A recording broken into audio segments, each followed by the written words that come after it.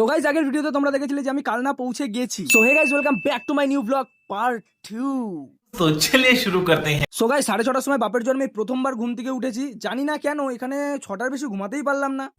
So guys উঠে গেছি তো সকাল সকাল ঘুম থেকে, মানে এখানে 6টার বেশি ঘুমাতে পারলামই না, অটোমেটিকলি ঘুমটা ভেঙে গেল।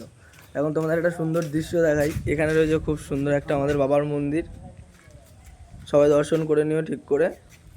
আর এই সাইডটা রয়েছে আমাদের গঙ্গার ধার, যেটা কালকে রাত্রে ঠিকঠাকভাবে দেখাতে পারিনি। আজকে সকালে ঘুম থেকে উঠলাম, ঘুম থেকে উঠেই ভাবলাম তোমাদের আগে সেটাই দেখাই। সাইডে রয়েছে কত সুন্দর একটা গঙ্গার ধার, জল ফল সব পুরো ভরা, মানে টোটালি একটা এনার্জেটিক পরিবেশে চলে এসেছি। আমাদের ওখানে কি হয়, সকালবেলা ঘুম থেকে উঠলে কাইকিচির শোনা যায়, আর এখানে মনে হচ্ছে অনেকদিন পরে একটু পাখির ডাক ফাক শুনে ঘুম থেকে উঠে বেশ ভালো লাগছে।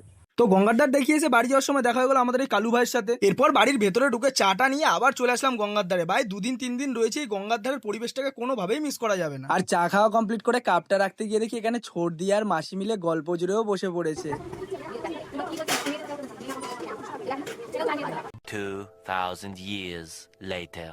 আর ওদের গল্প শুনে গাইজ আমার চোখের জল না বেরিয়ে গেছে। তো যাই হোক, এত জ্ঞান শুনতে আমার আর ভালো লাগলো না, তাই জন্য মামাকে আর বিকিকে নিয়ে চলে গেলাম গঙ্গা স্নান করতে যাবো বলে। আর দেখো আমি কেমন নির্লজ্জ, এখানে এসে কোনো মানুষজন খুঁজছে যে কেউ যদি আমার একটা ভিডিও করে দেয়। তো যাই হোক, ক্যামেরা ধরার লোক তো পেলাম না, তাই ফোনটা একটা দোকানে রেখে চান টান করে আবার ফোনটা নিয়ে বাড়ির দিকে রওনা দিলাম। আর গাইজ বাড়ি যেতে যেতে এখানে চোখে পড়লো রাধা কৃষ্ণর নাচ। তো এরপর বাড়ি এসে একটা লুঙ্গি নিয়ে আগে ঝটপট লুঙ্গিটা পরে নিলাম। এমন না যে এখানে কেউ হাফ প্যান্ট পরে না, এখানে কিন্তু সবাই হাফ প্যান্টই পরে। বাট গাইজ তোমরা বিশ্বাস করো, এখানে কিন্তু লুঙ্গি পরার একটা আলাদাই সোয়াগ আছে। তো নাও আর বেশি দেরি না করে লুঙ্গি ফুঙ্গি পরে গেঞ্জি ফেঞ্জি পরে হয়ে গেলাম রেডি। আর হ্যাঁ, তোমরা কিন্তু কমেন্টে অবশ্যই জানিও যে ফার্স্ট টাইম লুঙ্গি আর গেঞ্জি পরে আমাকে কেমন লাগছে। তো যাই হোক, এরপরে রেডি ফেডি হয়ে মামার সাথে একটু বেরিয়েছিলাম আরেকটা মামার বাড়িতে যাবো বলে। আর আরেকটা মামার বাড়িতে গিয়ে দেখা হয়ে গেলো এই দুটো পুচকুর সাথে। তো এরপরে কিন্তু আরো অনেক জিনিস করেছিলাম, যেমন প্রথমত এখান দিয়ে বাড়ি গিয়ে বসেছিলাম সেটিং এ, তারপরে হয়েছিল পাঠা বলি, বাট সেগুলো কোনোভাবেই ক্যামেরাতে নেওয়া সম্ভব না, তাই জন্য একেবারে রাত্রে রান্নার ভিডিও দিয়ে শুরু করেছি। সত্যি কথা বলতে কালনায় আমার 4টে মামি আছে। আমার 4টে মামি কিন্তু খুবই পরিশ্রমী, সকাল থেকে শুরু করে রাত্রির অব্দি এতটা খাটে যে নিজের চোখে না দেখলে তোমরা কেউ বিশ্বাসই করবে না। তো যাই হোক, মামিদের একটু কাজটা কমবে সেই কথাটা ভেবে রাত্রেবেলা রান্না বান্নার দায়িত্বটা পুরো নিয়েছিলাম আমি।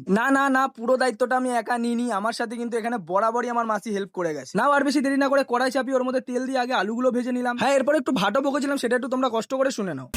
এখন ফুল রাঁধুনি হয়ে গেছি, মামা বাড়িতে এসে আজকে রান্না করছি। যদি কেউ খারাপ হলে আমার কিছু করার নেই, আমি কিচ্ছু জানি না। তো গাইস আমি এখন দিয়ে দিয়েছি পেঁয়াজ, পেঁয়াজটাকে ভালো করে ভাজছি। এমন ভাব করছি মানে পৃথিবীতে আমি একা রান্না পারি, আর কেউ পারে না। যাই হোক গাইস, কমেন্টে এসে প্লিজ কেউ গালাগালি খিস্তি দিও না। তো গাইস এরপরে রান্না বান্না কমপ্লিট করে গিয়ে বসে পড়েছিলাম আবার সেটিং এ। বাই দ্য ওয়ে এই ছিল আজকের ভিডিও, দেখা হচ্ছে তোমাদের সাথে পার্ট 3 তে। বাই।